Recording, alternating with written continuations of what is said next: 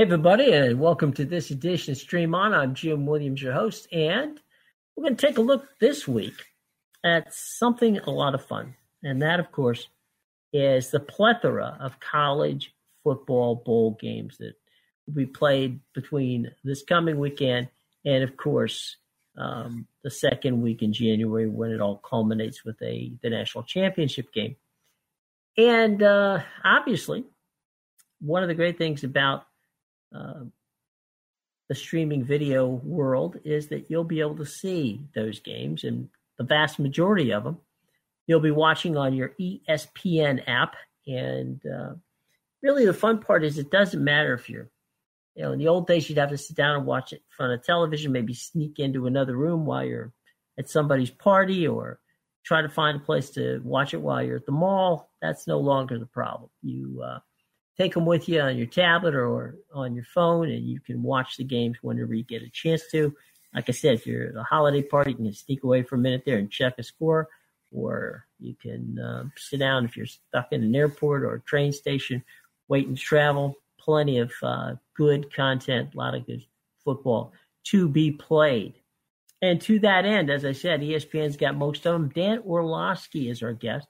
Dan is a studio analyst as well as a game analyst for ESPN, and he's an outstanding analyst, and highly recommend that you check him out both on Twitter and also when he covers these games. Now, Dan, what excites you most about getting ready for these upcoming bowl games? There's going to be tons of them, and you're going to be involved either as a studio analyst or in some cases as a game analyst in a number of these games coming up, starting very, very soon.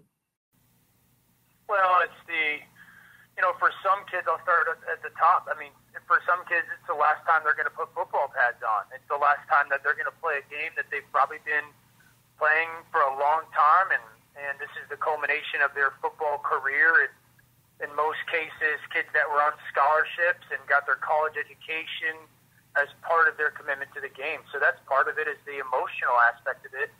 And then I just find it great that these kids get to be celebrated, that though they may not be the best team in the country that is playing for the national championship in the college football playoff, but they get to be celebrated in their own right and have the opportunity to be applauded for their accomplishments. And then I love the crossover from conferences, and getting to see different styles against different styles. And it's the opportunity for kids that may not have had in some cases, hey, we're the only game on for the next 3.5 hour window. Some of these kids get that now, and they get the whole country if they choose to watch them. And so that's something that I am going to really enjoy.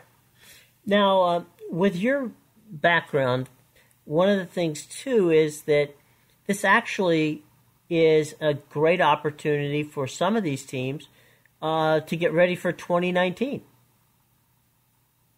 Yeah, I don't know. I don't know if I necessarily have always bought into that. Okay. In some way you'll learn a little bit, but I don't see how these practices that teams get really have a profound impact on next year. Right, fair. I didn't believe that as a player, and I don't believe it now. I mean, there's 4 months till spring football, right, and then there's 8 or 9 months till next season. And so my thing would be if over these next 15 practices or something like that, a kid does something that is encouraging, that doesn't mean every coach is going to tell you that's a new year. Everyone starts with a new slate type thing. So I don't necessarily, I've never really bought into that. For me, the more impactful thing for 2019 starts after the bowl game and after the new year, because that's when teams are going to go, okay, this is our new year. These are our new goals. How do we get there? And then you start your off-season training, your winter workouts, which are, that's not talked about enough, is how January and February and March really have an impact on your season because of the training that goes on, the development that goes on for your young kids. Now, you have a unique role. You're going to be doing both studio work as well as going out and serving as an analyst on some of the games. From your standpoint, break it down for us on the difference between analyzing a game from the studio versus analyzing a game on site. Well, analyzing a game on site is a different feel, obviously, because it's live and you're on site and you're getting a feel from the crowd and the stadium, and there's probably a little bit more room to go. You can kind of you can pick moments where you can have a little bit longer of a run, 20, 30, 40 seconds to talk, where in studio, because there's commercials that are a part of it, and there's other people involved more than just one as like a play-by-play with the game, but you've got to get your point in a very finite window, a very small window, and it doesn't sound like it makes sense sometimes. It didn't to me, but there's a big difference between making a point in 12 seconds and making a point in 18 seconds. Right. And it's only 6 seconds, obviously, but to be able to do that in small windows, pockets, and be able to communicate it to people, that's the biggest difference, but they're both a lot of fun. What about the situation with regard to some sleeper bowls, some bowls that you've looked at and, I know they're not the top 3 or 4 bowl games, but you sit back and go, you know what? Here's some matchups, folks, that you may want to watch because there's some pretty fun teams out there. Yeah, so let me get my sheets out that have some notes on it because obviously there's 40 bowl games. Right. That's 80 teams. That's 80 teams playing in bowl games. Exactly. Yeah, that's a ton of teams. Right. A bowl game that the New Mexico Bowl with North Texas and Utah State. I mean, North Texas's quarterback Mason Fine is probably one of the better ones that the country doesn't know about. He's probably as accurate as a guy that's playing in bowl games this year. He's that good of a player.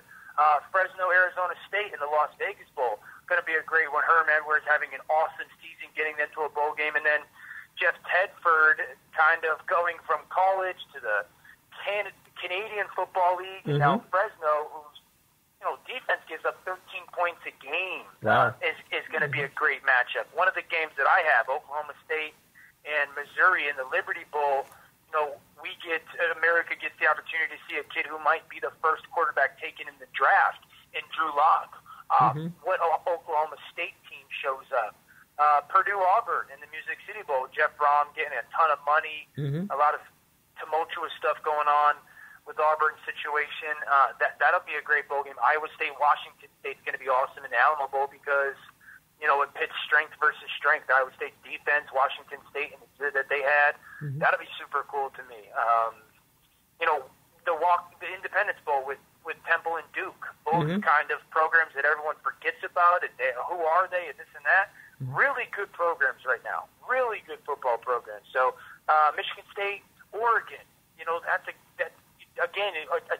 Justin Herbert going against a really good defense in Michigan State. Justin Herbert, the Oregon quarterback, who might be the first quarterback taken off the board in the NFL. Just a bunch of really good games that are kind of probably not on everybody's must-watch list. Stream On will continue right after this from BMW, makers of the ultimate electric driving machines. Life is about making decisions. At BMW I, we decided it was time to reinvent the car from the ground up, making sure we were open for truly innovative ideas. We decided that the car we wanted must be electric, and it should be made of extremely light and super strong carbon fiber. And finally, we decided to make it more intelligent and added our promise of incomparable driving pleasure.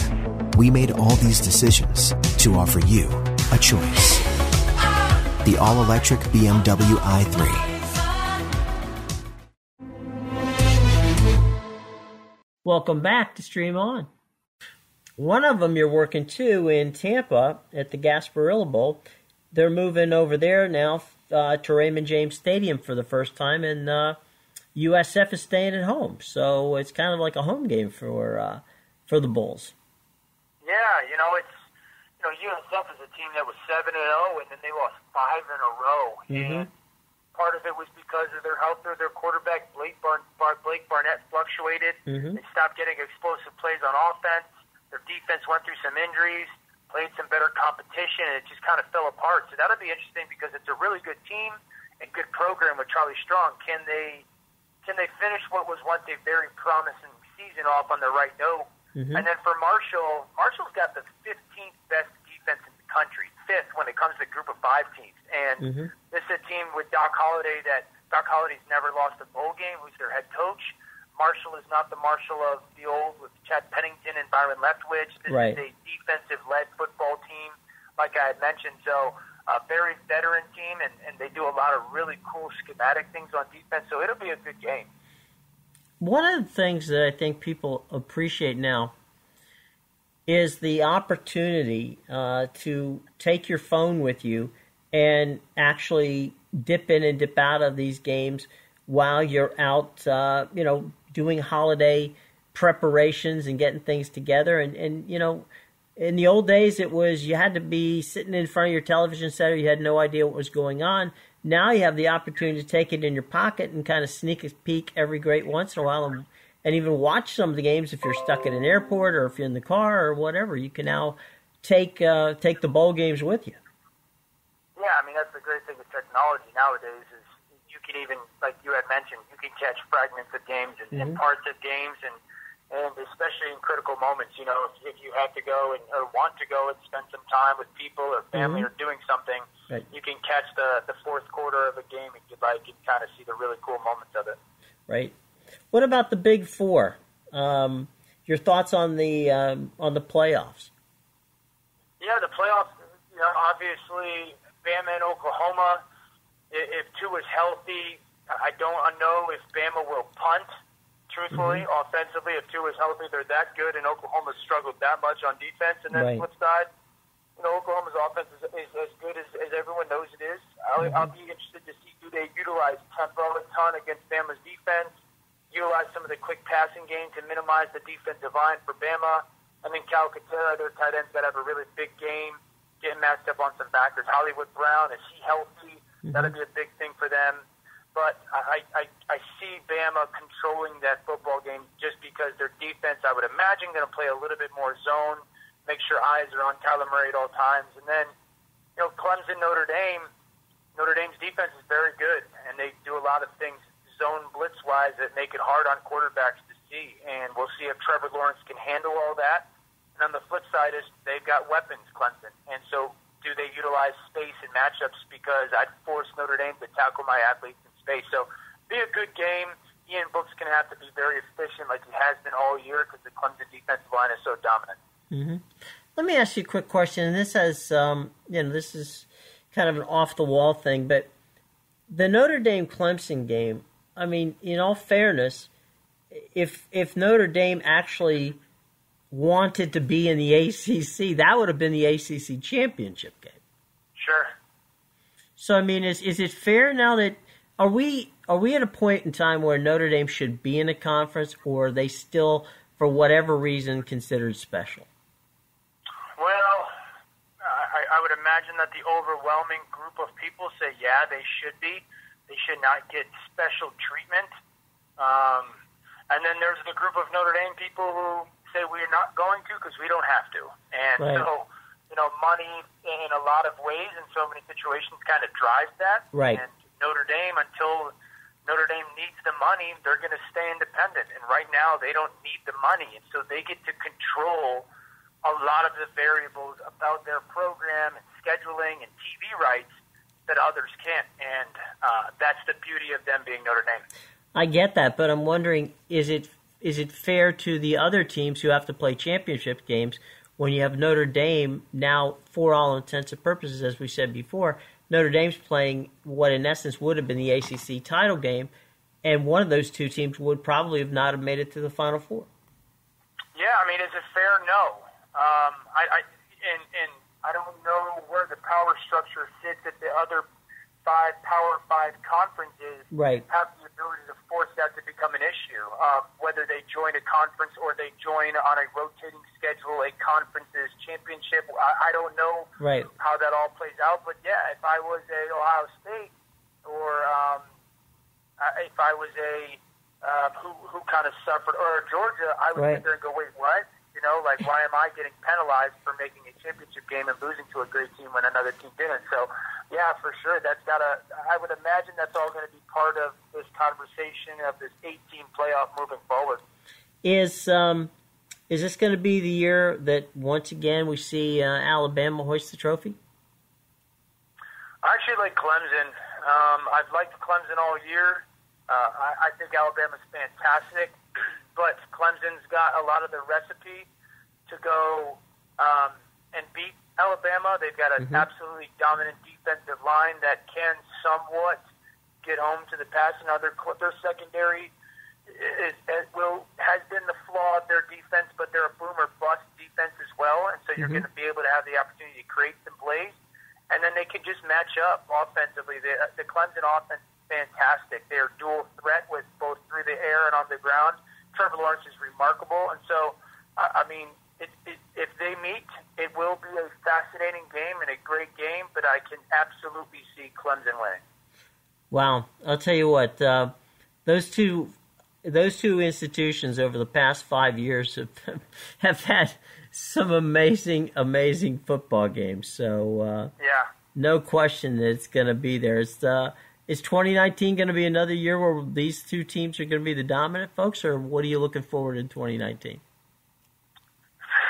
In college football, you just never know. I mean, they'll be in it. I mean, True. Dabo's selling 5 stars. They don't have room for them. So yeah, they're absolutely going to be at the forefront. Texas A&M and the SEC is coming.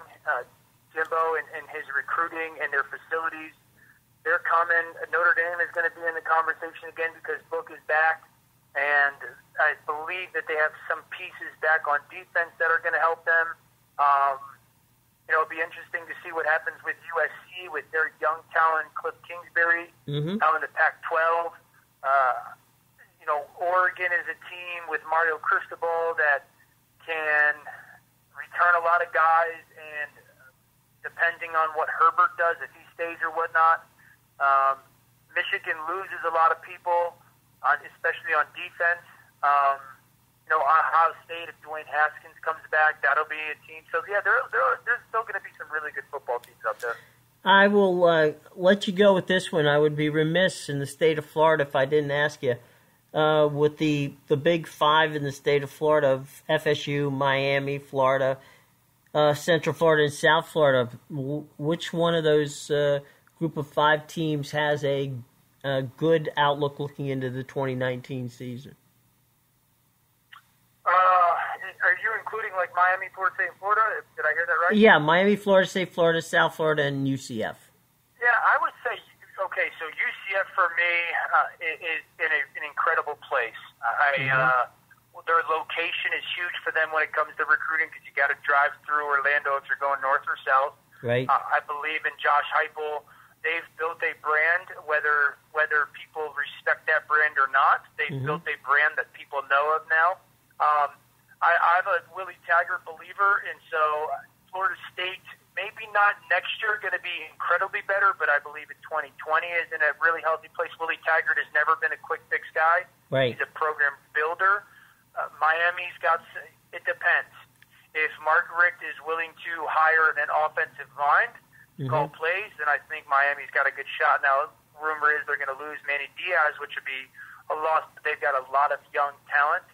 Florida's in a fantastic place with Dan Mullen. I mean, fantastic because he can recruit, and they've already had success this year. And Felipe Franks looks to be a much better player with them. South Florida, it'll be interesting to see what they do replacing Sterling Gilbert at offensive coordinator. They do lose some talent. Who's going to be their quarterback next year?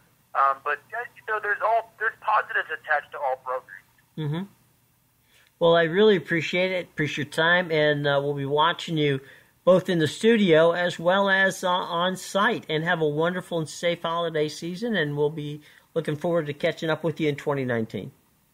Great. Thanks so much, bud. Thank you. Special thanks to Dan Orlovsky from ESPN for joining us. We'll be watching out for Dan as he does an outstanding job both in the studio as well as a game analyst. And, of course, get your ESPN app all fired up for the college football bowl season that takes us all the way through to the championship game in the second week of January. All right, so by all means, get ready and have your ESPN app to take with you. We'll be back with more of Stream On right after this from BMW, your ultimate electric driving machine. Life is about making decisions. At BMW I, we decided it was time to reinvent the car from the ground up, making sure we were open for truly innovative ideas.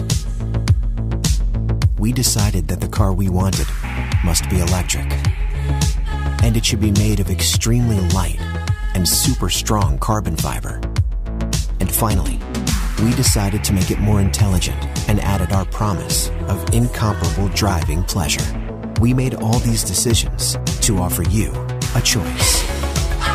The all-electric BMW i3.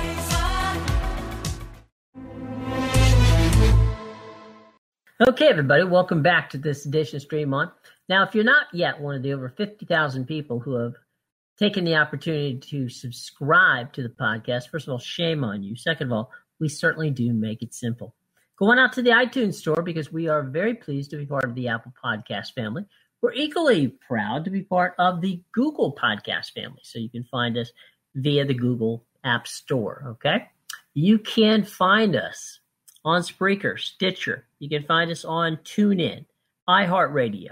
You can also find us on YouTube and many, many other places. All you have to do is search Stream On with Jim Williams. That's Stream On with Jim Williams. Hit the favorite button or the subscribe button, and you'll get a brand new edition of the podcast sent directly to your tablet or to your cell phone each week, or to both. Okay, so go out there and do that today. We greatly would appreciate it. Speaking of appreciation, we appreciate ESPN college football analyst Dan Orlovsky, who joined us today to talk about all things college football and how you should, without question, download that ESPN app. So between now and the second week of January, you can follow all of the college football action. And my friends, there's at least one football game a day on, and sometimes two. So without question, download that ESPN app today and make sure you follow Dan and his colleagues, as ESPN is all over the college football bowl situation. Okay, so thanks to Danny for joining us today. We really do appreciate it. Next time, we are going to have a very special Christmas gift for you. That's right. The Christmas gift is none other than the very talented Elaine Joy, who plays Dr. Julia Ogden. Dr. Julia Ogden, that's right, from the Murdoch Mysteries. Many of you around the world also know it as the Artful Detective. So Dr. Julia Ogden, Elaine Joy, will be joining us to talk about Season 12, which drops on Christmas Day. Season 12 of the Murdoch Mysteries drops on Christmas Day on Acorn TV. So you're not going to want to miss that. So next week, we're going to talk with Elaine Joy from the Murdoch Mysteries and Acorn TV. All right. So we're very much looking forward to that. All right, folks, have a wonderful and safe holiday season. We will be back with you next week right here on Stream On. Have a wonderful and safe week.